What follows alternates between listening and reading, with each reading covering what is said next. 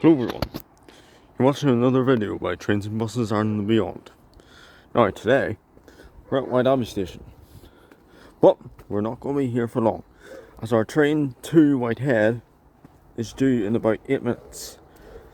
So yeah, we're getting the train to Whitehead, going to Whitehead Railway Museum to see 171 Slave Gullion, as today, well, not today, last week, it is officially back in mainline service after 22 years of being maybe in a shed or something like that. But also apparently out of its 5-year overhaul. So it is. So yeah, quite an exciting day ahead of us. We also will be spotting a Whitehead level crossing, which, well, technically isn't a crossing. Well, technically isn't a level crossing, but it's a crossing. But we'll call it a level crossing anyways. So anyways, as I'm going to say, I'll see you when the train comes. Oh, this is not our train.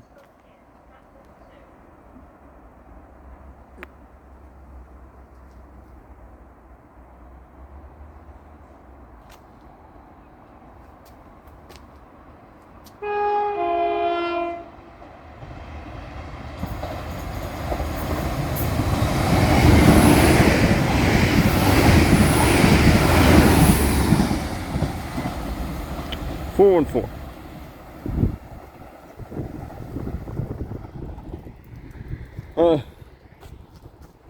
Well, yep. Again, now our next train now should be in about 6 minutes. Sorry about the shaky camera again. There. Yeah.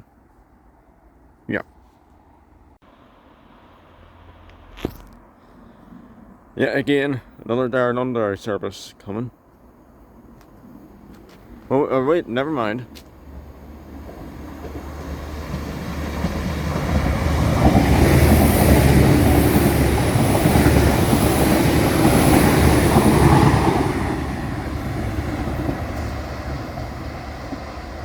And there goes my favourite 6 car. Which that is 418. Oh wait, no. Oh yeah, it was 414, wasn't it? That was my favourite. Well, it is my favourite. Which we just saw a minute ago, of course. As you all know. Anyways, my train here should be in about 4 minutes.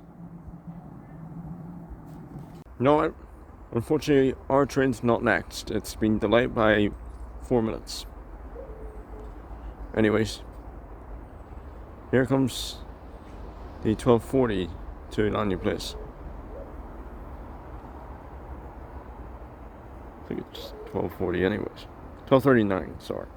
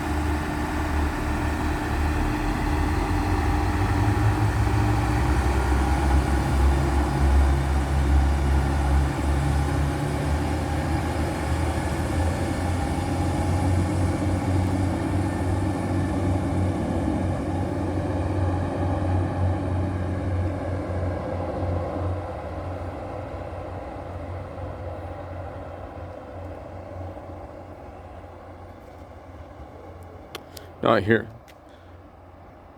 Is this another express, I wonder? Yep.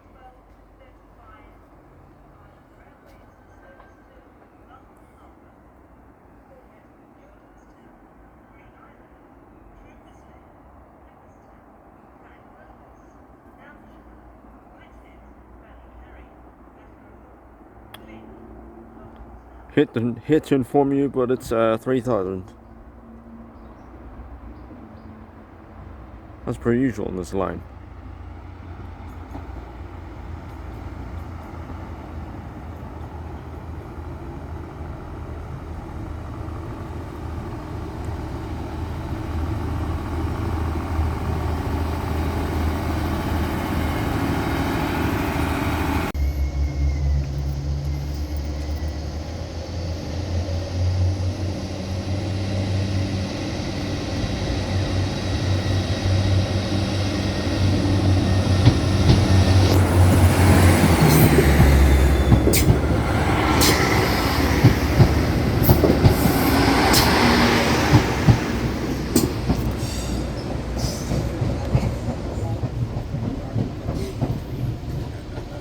Well, now, here we are in Whitehead Railway Museum.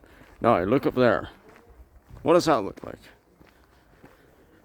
Indeed it is. 171 Sleeve Gullion. Very, very excited right now, as you can tell. So I am. Anyways, now, we're going to go on into maybe this part first. And then we're going to see the turntable. And then we're going to go and see, again, 171.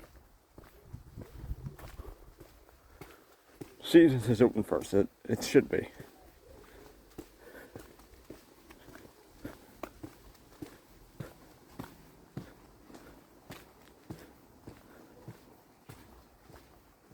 There's Guinness there. Just there. Anyways, we'll get in here. Now, see this building? You won't recognise it because actually this was the old Great Victoria Street station, which was built in 1839, I believe. These relay systems each had a major terminus at Belfast. This picture shows the frontage of the Great Northern Railway Ireland's station in Great Victoria Street. The Ulster Railway commenced services from here to Lisburn in 1839, but this 5-platform station was opened in 1848. Trains left here for places including Dundalk, Dublin, Warrenpoint, Enniskillen, Bundoran and Darren which was Ford Road back then. Trains for Whitehead and other Belfast and Northern Counties railway station in counties Antrim and Darren began their journey at Belfast, which was York Road, or York Street as it was known back then and is known now. Belfast and County Line Railway ran trains from Belfast Queen's Quay Station to Hollywood, Bangor, Comber, Newtonards, Donaghadee, Downpatrick and Newcastle. Now, of course, as we all know, Downpatrick has a heritage line which I don't know if it will stay open for long, given its recovery from the floods.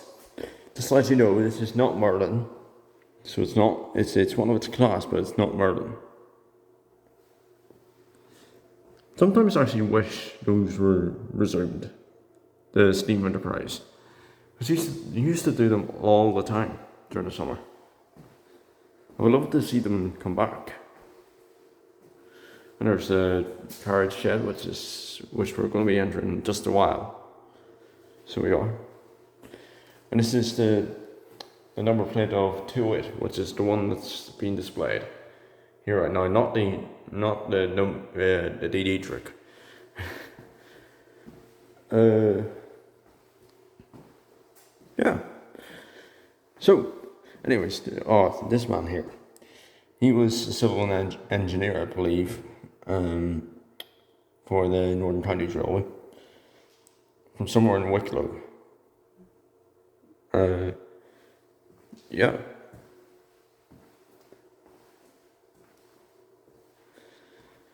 Meet the people who worked on the railways, manned the station and kept the steam and diesel trains running for the passengers, shopkeepers, builders, and other merchants.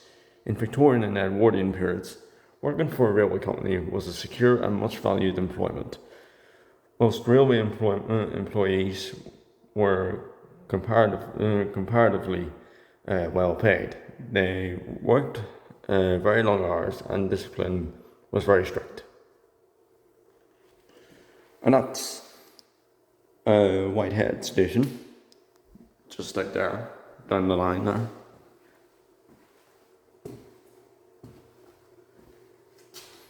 This is what would have been used by the station master. Many stations in England, I think, not many stations here, still have station masters, but they don't have to wait those anymore. They just have to blow a whistle. Anyways, now we're going to go out of here and go into the main part of the museum. And so now we're in the main part of the museum. Anyways, so here we got a little video of number 85 Merlin. Right behind me, look here, we've got number 171 Sleep Gullion. So we've got 186 beside it and 184, which is in restoration as well. And then we've got number 27 Larne, again also in registration. Restoration. Yeah. And there's B142. And anyways, now we'll be entering the main part of the museum. Well, not the main part, but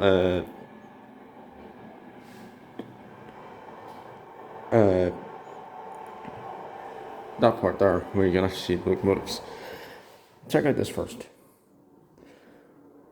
Which locomotive can go the fastest? Number 3 R.H. Smith's job was to shunt wagons around the harbour. It needed to travel short distances at low speeds. Merlin's job was to pull express trains between Dublin and Belfast. It travelled long distances at high speeds. Why do different locomotives have different sizes of driving wheels? Sorry about that. Number 3, R.H. Smith.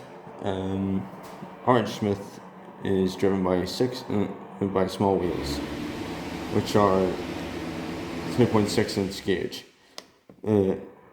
which is 1.7 meters in diameter. This makes it good at stopping and starting heavy loads. Merlin is driven by 4 big wheels, which is 6.7 inch gauge, which is 2.1 millimeters in diameter. This saves energy when traveling very fast. Why do some locomotives have a bogie at the front? R.H. Smith has no bogie, keeping the overall length shorter. This allows it to go around tight curves at low speeds. Merlin has 4 wheels at the front in the swiveling bogie. This helps it go around gentle curves at high speeds. Which locomotive carries the most water? R.H. Smith carries 800 gallons, which is 3,600 litres of water in a saddle tank instead of pulling a tender. This allows the driver for a good view backwards for coupling onto wagons. Merlin carries 3,500 gallons, which is 16,000 litres of water in its tender. Because the tender carries so much water, Merlin can travel a long distance without stopping.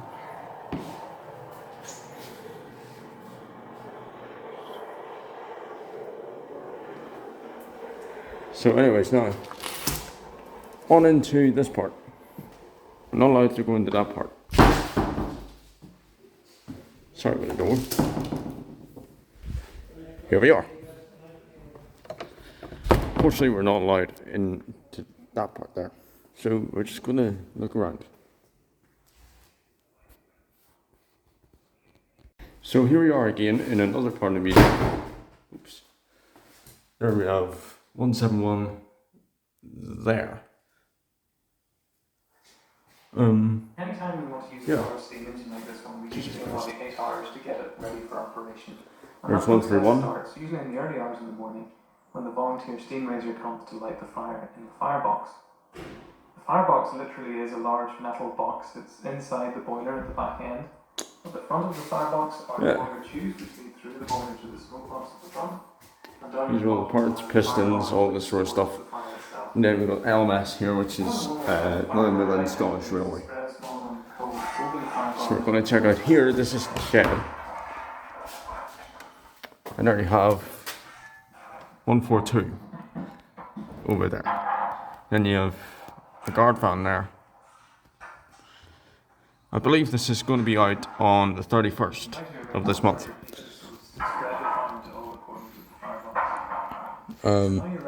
Yeah. On to the next part. Well, we'll read out this first. Actually, it's a bit long to read out with just one video. Never mind, I'll read it anyways. This building was the Northern Counties Committee's engine shed, constructed as part of the development of the excursion station between 1903 and 1907. Extensive improvements to the site also included sidings, water tower, goods shed, turntable, stabling for horses, and jaunting cars, 2 platforms, and 4 railway workers' cottages. A windmill pumped water into the water tower for the engines. For many years, a family lived in part of the shed at the rear, without running water or electricity. The man of the house looked after the engines overnight, kept the fires in, did minor repairs, and prepared the engines for the next day's work. After the RPSI took over the site, the engine shed was extended to include a 3-road extension alongside the original. This extension is now the locomotive shed, locomotive display shed. The locomotives kept in the running shed are in traffic, and they require regular routine maintenance between trips, such as small repairs, water washing out, cleaning and lubricating. The boiler needs to be washed out after every 3 days to ensure good steaming and clear any blockages could damage the firebox or boiler. If an engine is cold, a steam raiser has to go through a process of lighting up, which takes up to 8 hours before the locomotive is in steam and ready to move. At the end of the day, the engine needs to be disposed of. This involves throwing out the fire and moving the locomotive into the shed, where the last of the steam is used to fill the boiler with water. If the locomotive is to be used again the next day, the fire is cleaned and banked up overnight. When steam locomotives were running every day, the fire was never allowed to go out, so that the engine remained warm until the next morning. Heating up and cooling down greatly increases wear on tubes and plates, and this calls for a lot more maintenance. So it does. That's where we are in 1907. So it is. Well, not 1907. This is 1937. I believe this picture was taken. Anyways, on to the next part. So now we're entering this part of the museum. It's more of the upper part. Operating mainline steam trains requires a continuous schedule of maintenance and overhaul. Complete restoration of a locomotive can take up to 10 years and may involve more than 28 skilled trades. With the demise of steam power and the decline of local heavy industry, the Railway Preservation Society of Ireland has had to help develop its own heavy engineering facility at Whitehead. Over the years, as factories, forges, and workshops closed down, the Railway Preservation Society of Ireland has acquired a variety of tools and equipment to maintain and repair locomotives, carriages, and wagons. At the same time, the Society has had to build up the knowledge and skills to use this equipment. Volunteers help to maintain, thus including me, the knowledge, and skills, and several full-time skilled tradesmen and apprentices unemployed here too. Yeah, believe it or not, there's actually people who are employed here. And here we got a couple of number plates for engines. These were used for lights, especially on locomotives, I believe. Anyways, we got 171 there, including number 186, another engine I worked on.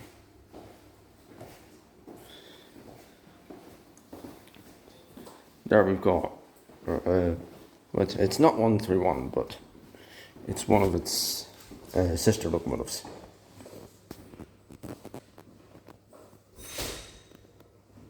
Just going to take a photo of that there. Then we got a couple of other locomotive names. We've got Carrickfergus Castle, Slieve Galleon, Charleston, and Glenariff. Some named after many famous places in Ireland. So we're going to go in here now. My God, I actually thought there was someone standing there. Sorry. There's number 1 Carlo, right there.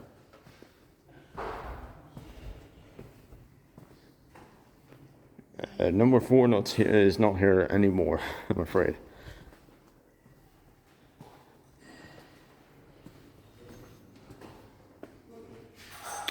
And there you can see 142 in there.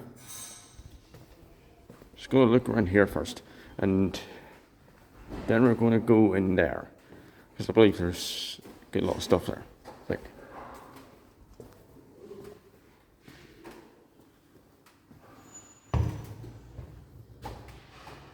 You read that out if you want.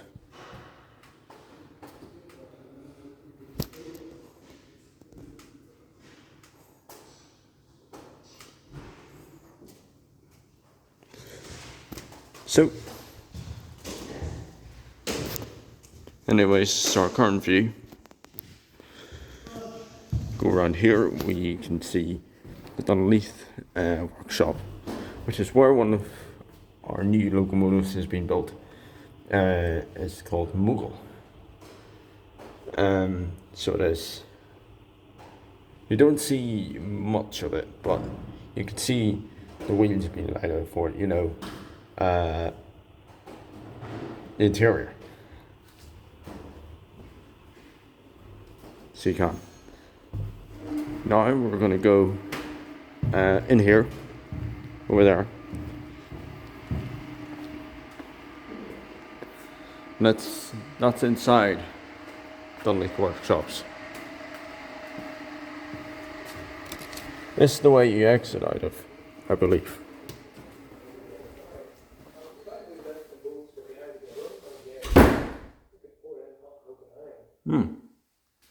Right.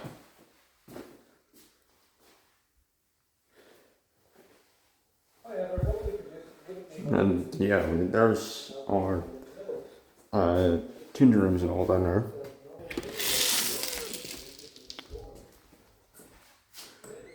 And that'll be in existence in a few months' time.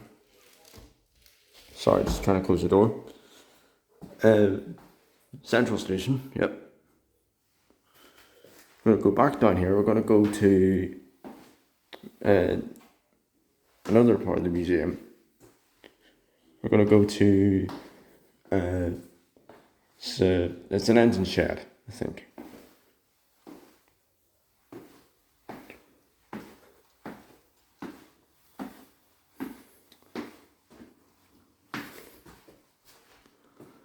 And anyways, there's a railway map of Ireland. Oop.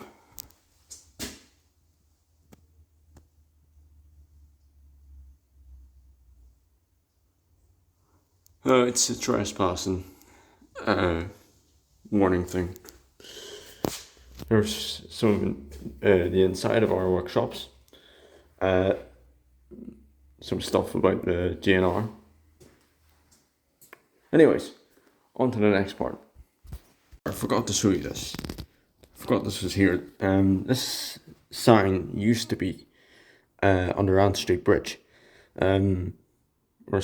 Queensbridge. Which is where the old Queen's Quay station used to be, as I mentioned up there about it.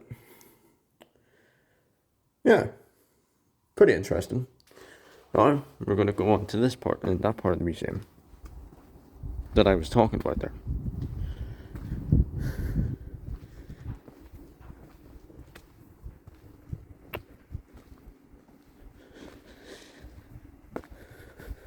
And here's the inside of Dunleith Workshop.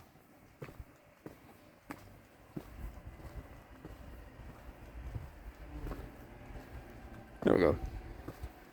Can't film too much inside there because there's people in there. I don't want to be rude. Be seen as rude. That is.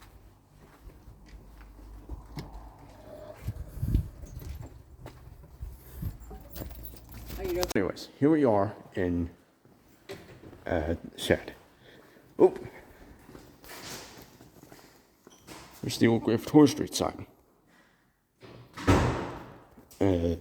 Yeah. Pretty interesting to find. Haven't seen that in a long time. And there's the engine we were talking about, R.H. Smith.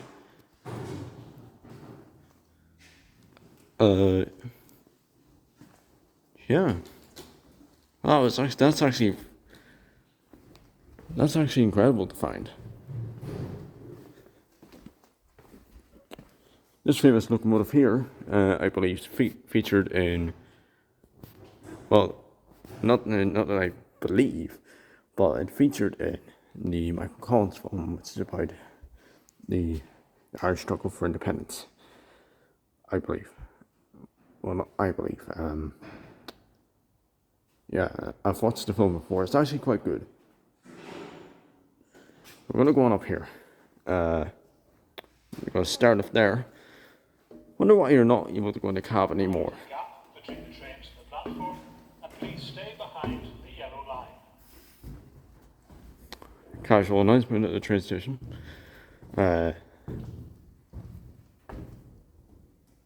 Wonder why you're not able to go in the cab. You used to be able to go in too. It's a question we'll be asking about now.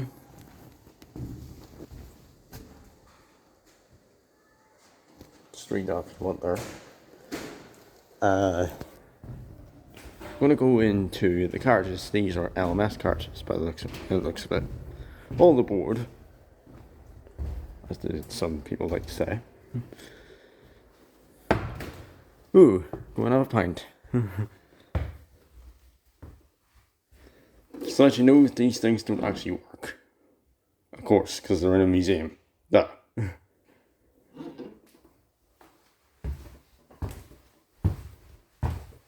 Hello, stranger. It's just kidding, it's not a real person.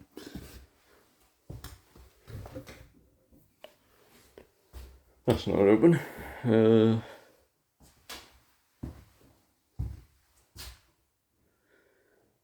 Oh, this is about Ireland's first railway. On December 13th, 1834, the railway came to Ireland, and so did the first railway hotel. Really? Never knew that. As new railways sprang up, they built or acquired hotels near the stations, providing extra income as well as encouraging businessmen and tourists to visit.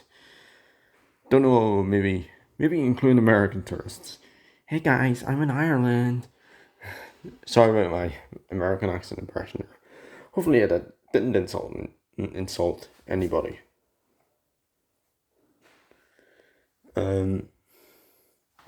Railway hotels gained strong reputations for the quality, of their service. But by the 1950s, the railways found it hard to make their hotels pay. Hotels of CIE, of course, Empire Larne, and such as the one in Larne, became separate from the railways in 1961, while the Ulster Transport Authority sold off its hotels in 1966. Don't see why they did that. Many of the old I've stated this one before.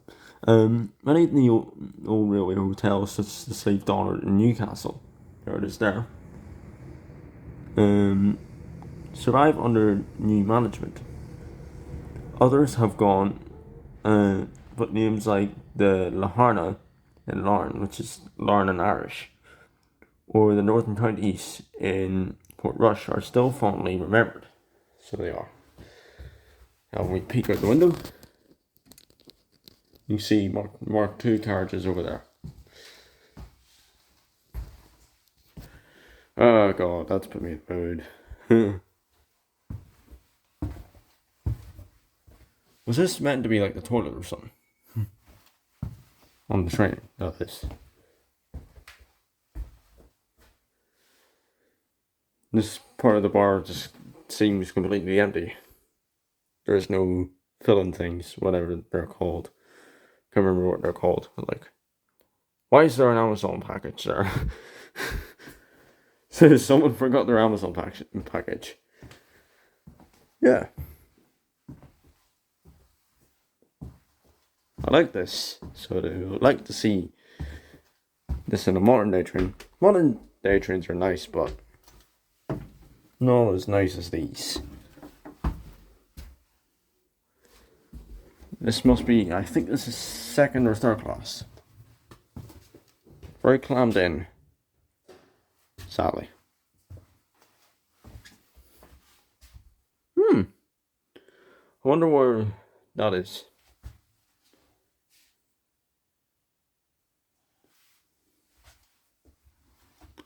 Can you see out there? Don't think I can open this. Nope.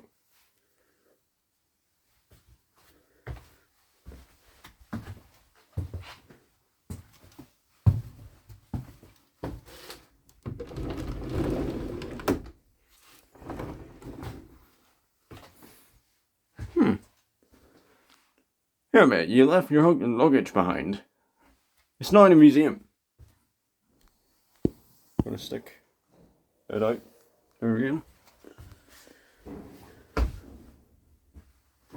Don't know where it's Ballycarry.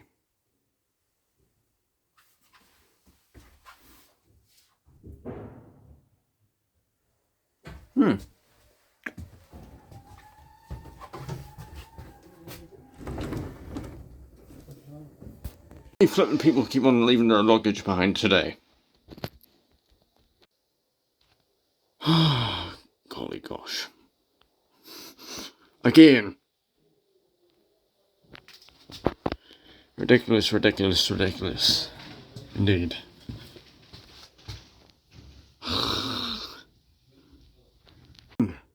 Two people leaving behind this time. My god, people these days.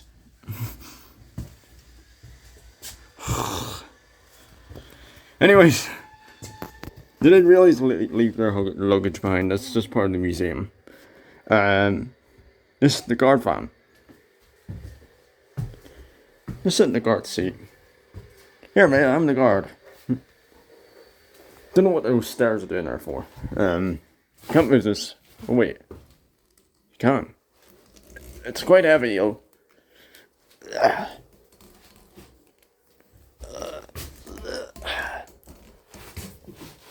You could hear it in me.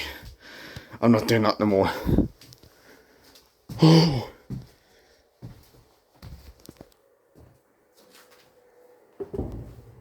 Anyway, step out on the platform. Here we have the Guinness grain van, which was. Don't mind, there's not a steam train coming past. This became part of our. This is part of the exhibition in 2021, I believe. Please mind your head. Oh god. I've been in this many times, guys. Don't worry. I'd firmly agree with that there.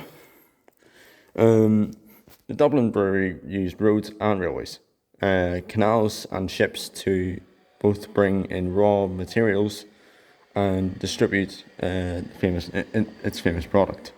This bogie van was built at Dundalk in 1911 to bring 104 gallon. It's not what you think it is. Lots of Guinness from the brewery to all parts of Ireland. In 1938, this van was converted to carry barley in bulk to the brewery. The Railway Preservation Society of Ireland's first locomotive came from Guinness Brewery in 1965. That was 64. When this van was also preserved. That being of Broadgate's number 3 Guinness. The RPSI was the first in the world to have dry Guinness in a railway dining car, and still does. My goodness, I'm not surprised at that. Duck, as usual, as I was going to do. I'm still laughing at that. Oh, here's a quote. Don't even know who this guy is. He's called O'Brien. Yeah, Flan. It looks like Flan O'Brien, but when money's tight and hard to get, and your horse has also ran, when all you has is a heap of debt, a pint of plain is your only man. Very inspirational quote there. I actually quite like that. There's the brewery. Oh, that's not there anymore. I think that's streets now. So it is.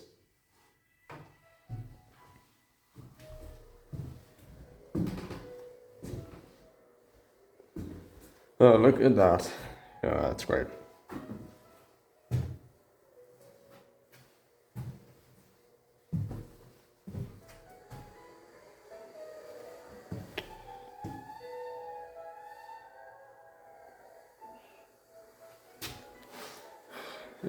Anyways, now I'm gonna head out here again.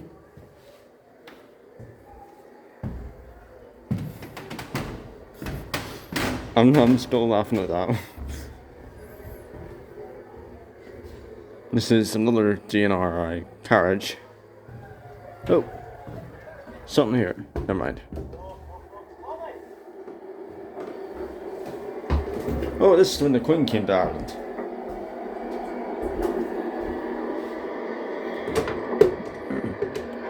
Got an old phone there. My mum would have had one of those. She's not that old. Uh, well, she did have one of those, but you know what I mean. Yeah.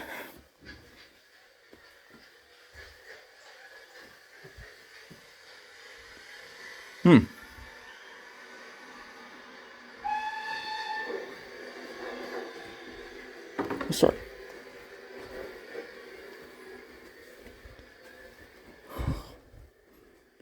There's someone else there, sorry.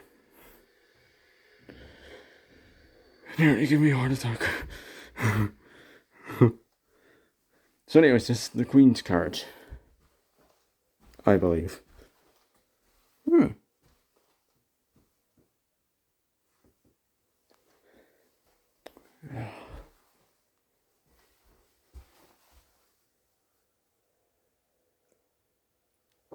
Don't mind that.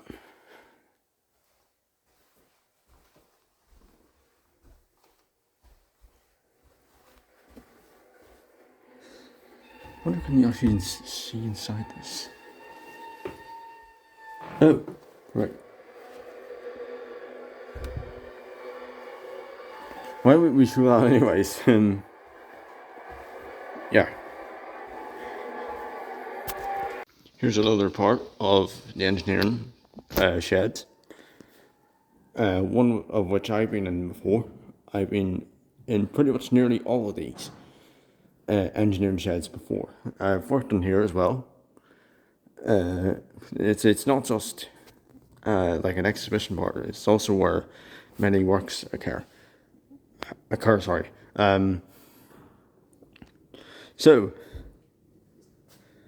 this is part of one of the Mark 1 carriages, CIE ones, which you can see up there.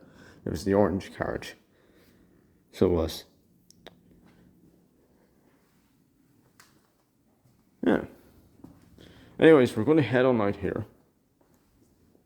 I want to check out this model railway first. This is what could be my room in maybe, I don't know, 2025 maybe? I don't know.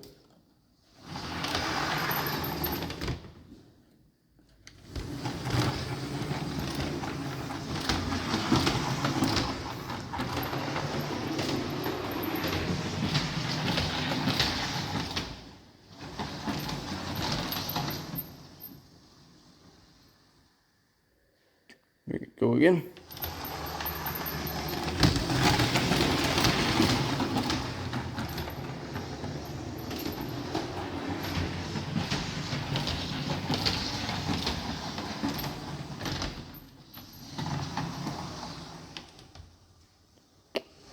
Go around one more time.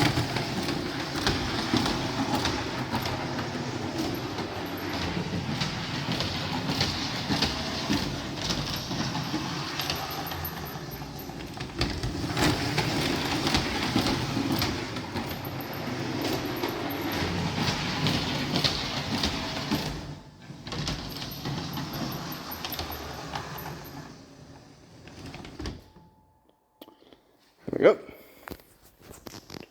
Heading out now, so we will. Now, here we are at Whitehead level crossing. Now, the next closure should be in about 16 minutes. Here we got Opter Solo 1965 over there. It's going to Browns Bay, I believe. Yeah. Just gonna check right here.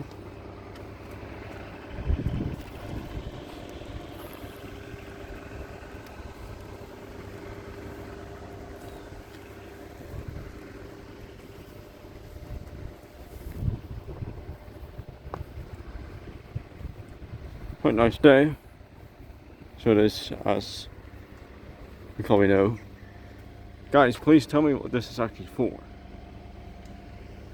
Me and John have been wondering about that for quite a while. Yeah. Anyways, we'll see you when the next train comes. Time is now 14:45. This is for your 14:45 Northern Ireland Railway service to Larne Place.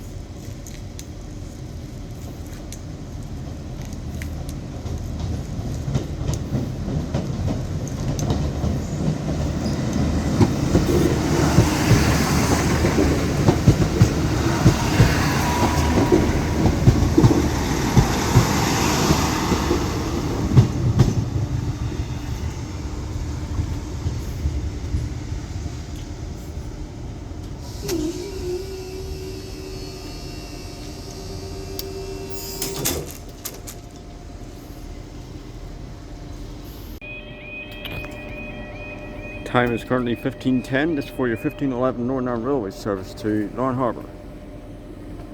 Yep.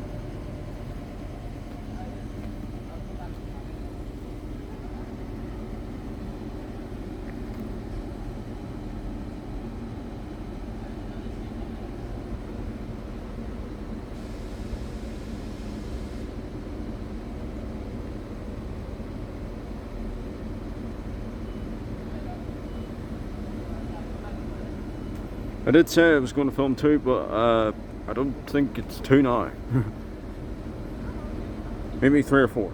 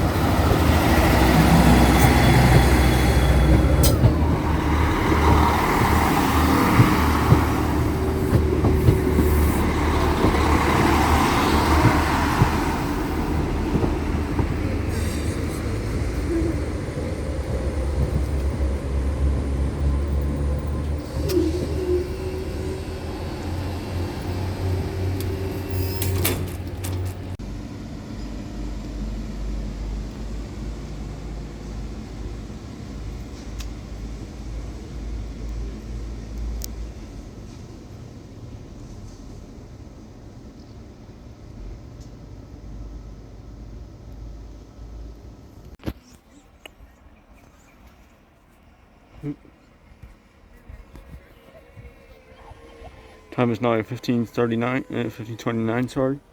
This is for your 15:30 Northern Ireland Railway service to Larne Harbour.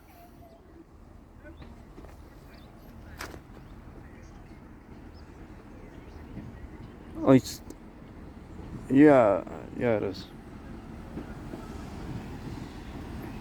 We'll make our way down to the crossing.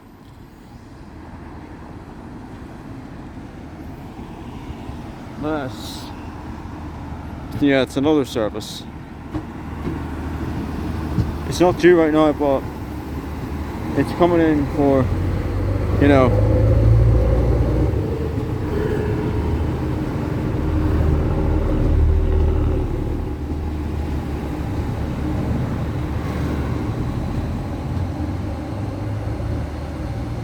oh, wait, never mind.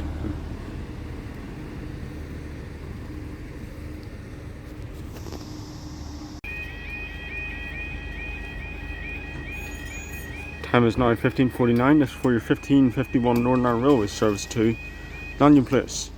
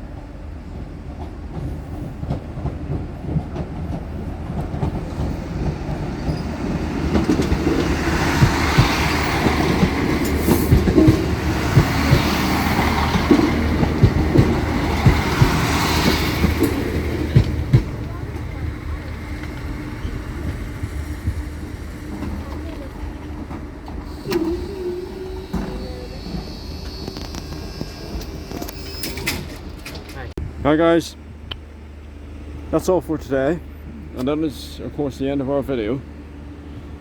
Yeah, we got 319 here, so it's on the 16:15, yeah, to Larne Place. So one I'll be getting on soon, after I get a chippy from here, and then I'll be heading.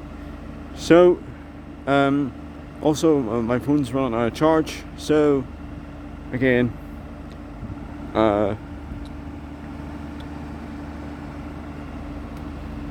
hope you all enjoyed the video, and we'll see you in the next.